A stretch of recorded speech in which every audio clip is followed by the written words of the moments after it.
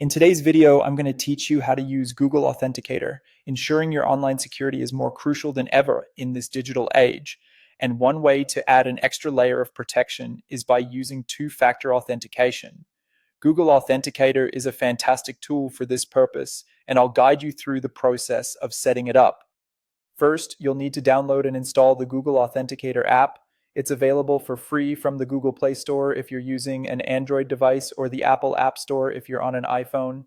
Simply open the store on your smartphone, search for Google Authenticator, and download the app.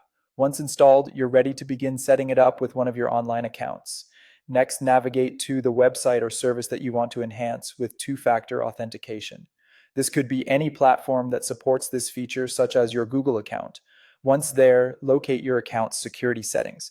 You'll often find this option by clicking on your profile icon and selecting settings from the drop-down menu. Within your security settings, look for an option labeled two-step verification or two-factor authentication. Each service might phrase it slightly differently, but you're looking for the feature that introduces a second method of confirming your identity beyond just a password.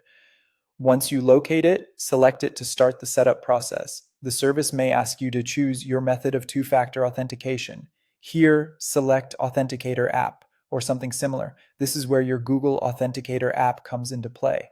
Now, the service will likely present a QR code on your screen. Don't worry if this looks a bit technical. It's straightforward what you need to do next. Open the Google Authenticator app on your phone and get ready to scan the QR code. Your app has a built-in scanner that will read the code's information. Point your phone's camera at the QR code displayed on your computer or the device you're using. Make sure your camera captures the code clearly. Once scanned, your account will automatically be added to the Google Authenticator app. The app will begin generating 6-digit codes specific to that service. Now that your account is linked, take a look at the 6-digit code currently showing in the Google Authenticator app.